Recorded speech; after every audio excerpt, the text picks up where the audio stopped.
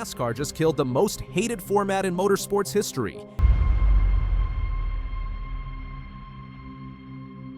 After 12 years of chaos, the elimination playoffs are dead. The winner-take-all finale is gone. But here's what nobody saw coming. 3 championship races at Phoenix in November 2025 went so catastrophically wrong that NASCAR had no choice but to blow everything up. What happened that weekend didn't just expose the problems, it proved the entire system was broken beyond repair. Let me take you through everything that led to this moment and what it means for the future of NASCAR. The announcement came on Monday, January 12, 2026, at the NASCAR Productions facility in Charlotte. NASCAR President Steve O'Donnell stood before the media and delivered news that many fans had been begging for, but few actually believed would happen. Starting with the Daytona 500 in February, NASCAR will use a completely new championship format across all 3 national series. Well, new might not be the right word, it's actually a resurrection of something old, something familiar, something that worked before NASCAR decided to blow it all up in 2014. The chase is back. But before we get into what that means, we need to understand why this moment happened at all. The breaking point came at Phoenix Raceway in November 2025. Over one chaotic championship weekend, everything that was wrong with the elimination playoff system came crashing down in the most public way possible. 3 championship races, 3 finales that were supposed to crown the best drivers of the season. Instead, what fans witnessed was a format eating itself alive. Let's start with the Cup Series championship race. Denny Hamlin came into Phoenix as the most dominant driver of the 2025 season. 6 victories, more wins than anyone else in the field. He had won 2 playoff races already, and when the green flag dropped at Phoenix, he looked unstoppable. Hamlin led 208 of the 319 laps. He was in complete control with 3 laps to go, about to claim the championship that his season deserved. Then a caution came out. Just like that, everything changed. The race went to overtime. When the chaos settled, Kyle Larson had finished 3rd.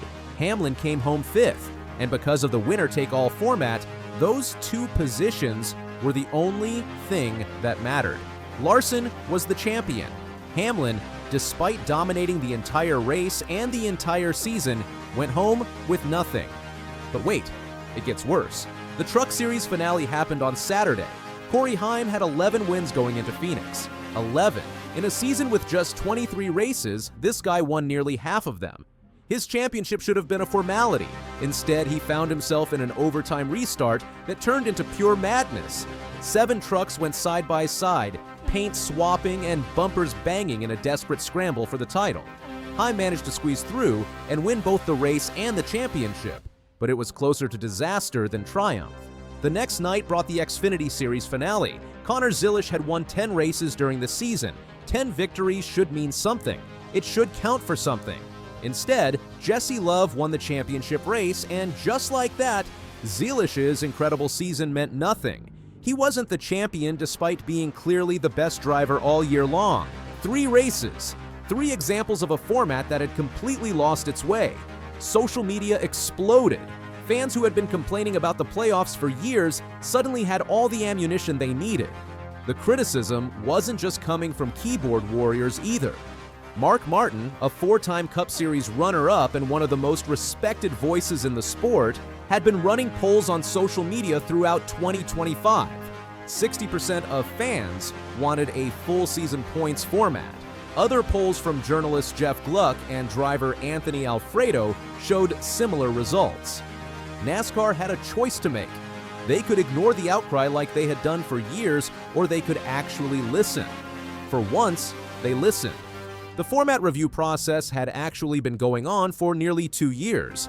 Steve O'Donnell revealed that a playoff committee made up of industry stakeholders, partners, owners, drivers, manufacturers, tracks, and broadcast partners had been meeting regularly. Everything was on the table. They considered keeping the elimination system with modifications. They looked at going back to the chase. They even discussed running a full 36 race points contest with no playoffs at all. What they came up with is something that tries to satisfy everyone, though whether it actually will remains to be seen. Starting in 2026, the Cup Series will feature a 26-race regular season, followed by a 10-race postseason called The Chase. The top 16 drivers in points after those first 26 races will qualify. Notice, I said in points. There is no more win and you're in. That controversial rule that allowed a driver to make the playoffs with a single victory even if they were terrible the rest of the season is completely gone.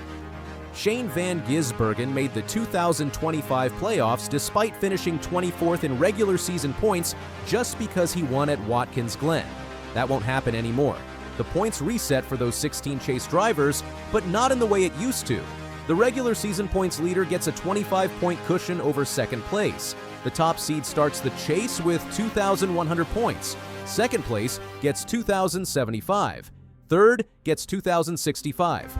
After that, it drops by 5 points for each position. This rewards regular season performance while still giving everyone in the field a mathematical shot at the title. Here's where it gets interesting. There are no elimination rounds, none. All 16 drivers race for 10 straight weeks, accumulating points every single race. Whoever has the most points after the finale at Homestead Miami Speedway on November 8th is the champion. It's that simple. No knockout rounds, no win and advance, no desperation moves because you're facing elimination. Just 10 races of pure points racing among the best drivers in the sport. NASCAR also made a crucial change to incentivize winning. Race victories are now worth 55 points instead of 40. That's a massive increase. It means that in a standard 3-stage race, the winner will at minimum tie for the most points scored that day, even if they don't win any stages. Under the old system, a race winner could theoretically finish 11th in points for that race depending on stage results. That was absurd. This change fixes it. Stage racing isn't going anywhere. Stages will still award points to the top 10 finishers, but playoff points, those bonus points that carried over from round to round and made the math incomprehensible, are gone. The only bonus points that matter are the ones you get for winning races and finishing stages. Mark Martin supported the new chase format and called it the best compromise NASCAR could make.